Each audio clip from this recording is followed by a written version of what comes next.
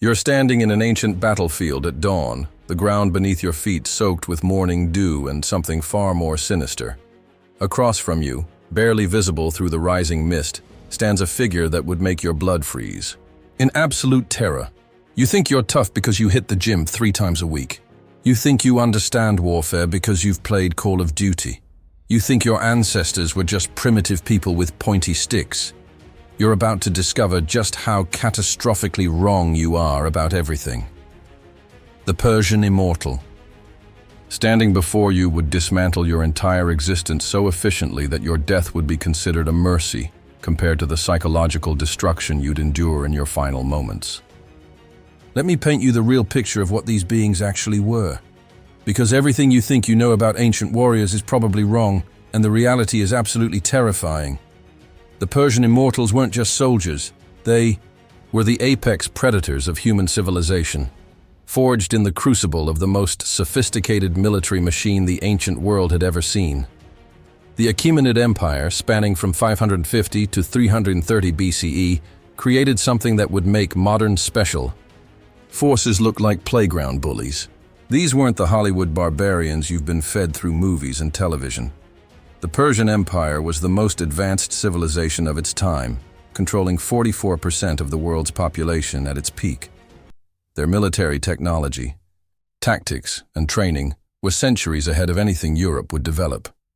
The Immortals, or Athenatoi as they were called, were established by Cyrus the Great around 550 BCE. This unit maintained exactly 10,000 men at all times. Not 9,999. Not 10,001. Exactly 10,000. When one died, he was immediately replaced, giving the illusion that they were literally immortal. But here's where it gets truly disturbing for any modern person trying to comprehend their capabilities. At age 5, Persian noble children began training that would break the spirit of any contemporary adult. They learned to ride horses before they could properly walk.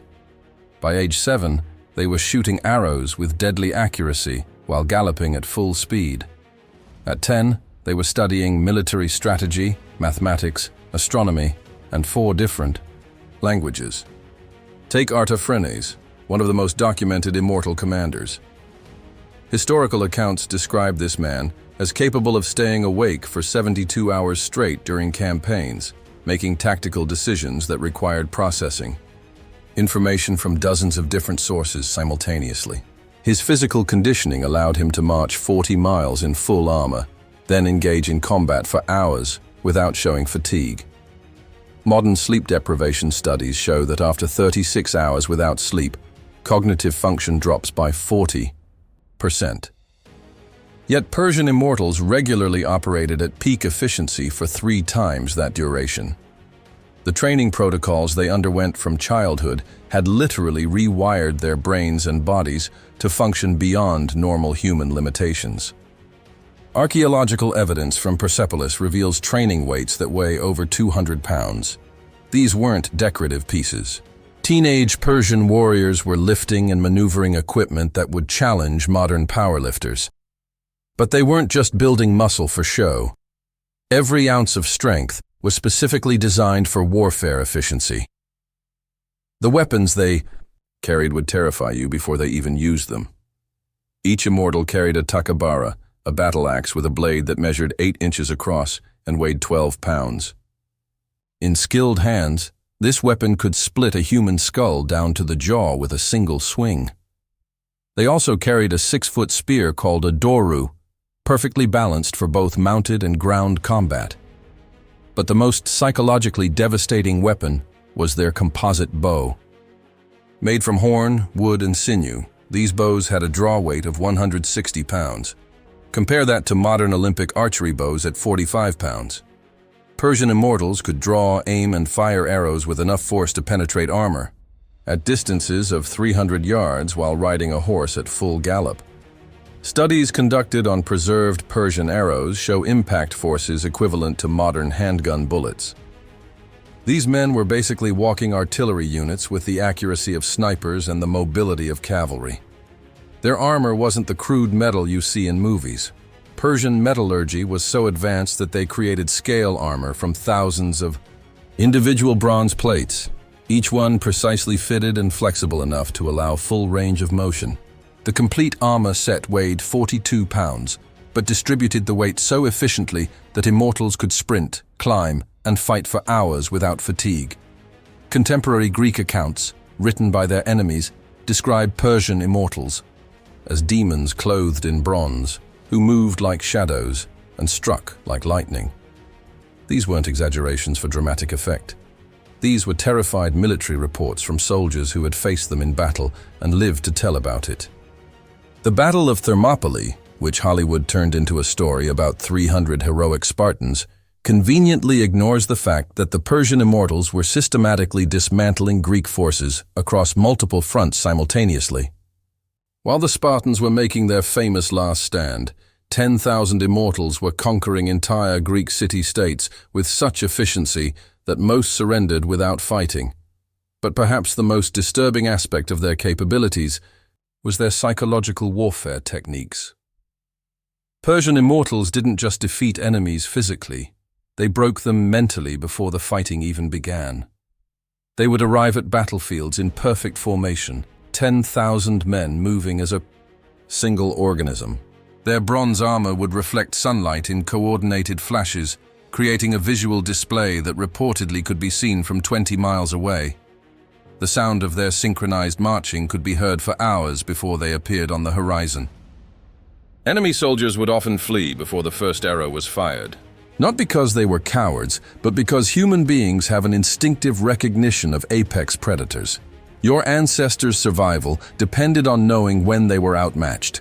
Modern humans have lost this instinct, which is why you'd stand there paralyzed while a Persian immortal ended your existence. But here's what makes this truly terrifying for any modern person trying to understand their superiority.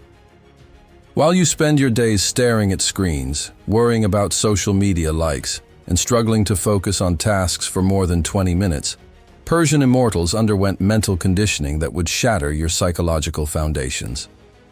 They practiced meditation techniques that allowed them to enter combat states where pain became irrelevant and fear became impossible. Modern neuroscience research on meditation shows that experienced practitioners can actually alter their brain structure, increasing gray matter in areas associated with pain tolerance and emotional regulation. Persian immortals weren't just practicing meditation. They were using it as a military technology to become functionally superhuman. Their educational system produced warriors who spoke multiple languages fluently, understood complex mathematics, and could navigate using astronomical calculations. Meanwhile, the average modern person struggles to do basic math without a calculator and gets lost without GPS. You think you're stressed by your job deadlines and mortgage payments? Persian immortals lived with the constant knowledge that a single mistake could result in not just their death, but the death of their entire family line. This pressure forged minds that could process information, make decisions, and execute actions with a level of clarity and precision that would be considered superhuman by today's standards. Their training in hand-to-hand combat was based on systems that took decades to master. While modern martial arts focus on sport competition or self-defense scenarios, Persian combat training was designed for one purpose: killing multiple armed opponents as efficiently as possible. Archaeological analysis of battlefield remains shows that Persian immortals achieved kill ratios that seem mathematically impossible. Individual warriors regularly defeated groups of 5 to 7 enemy soldiers, not through luck or desperation, but through systematic application of techniques that had been refined over generations. The technical specifications of their equipment reveal a level of engineering precision that wouldn't be matched in Europe for another 1,000 years. Their composite bows required 3 years to construct, using materials from 7 different animals and 5 different types of wood. The result was a weapon system that could fire 24 arrows per minute with deadly accuracy. For comparison, modern military rifles have a sustained rate of fire of 12 to 15 rounds per minute for trained soldiers. Persian immortals were achieving nearly double that rate with weapons that required significantly more physical strength and skill to operate. Their physical conditioning protocols, reconstructed from Persian military manuals, show training regimens that would hospitalize modern athletes. Daily workouts included carrying 70-pound packs for 20-mile marches, followed by weapons practice, horseback riding, and combat drills. This was considered basic maintenance training, not intensive preparation. Nutrition analysis of Persian military rations reveals a sophisticated understanding of performance optimization. Their field rations contained precisely calculated ratios of proteins, carbohydrates, and fats designed to maintain peak physical and mental performance during extended campaigns. Meanwhile, most modern people can't maintain a basic healthy diet without professional guidance. But the most terrifying aspect of facing a Persian Immortal wouldn't be their physical capabilities or weapons expertise. It would be the absolute certainty in their eyes that you represented no threat whatsoever. You wouldn't last 30 seconds against a Persian Immortal, and that's being generous. The moment you saw one of these warriors in full combat gear, your modern mind would experience a complete system failure. Your body would flood with stress hormones that you've never learned to control. Your breathing would become shallow and irregular. Your fine motor skills would disappear completely. While you're standing there, frozen in terror, desperately trying to remember self-defense moves you learned from YouTube videos, a Persian Immortal would have already assessed your capabilities, identified your weaknesses, chosen their attack strategy, and begun executing it. The fight would be over before your brain finished processing what was happening. Your death wouldn't even register as noteworthy to them. You'd be one more obstacle removed from their path, as insignificant as stepping over a fallen branch during a march. The psychological disconnect between their capabilities and yours is so vast that you wouldn't qualify as a legitimate opponent. You'd be target practice.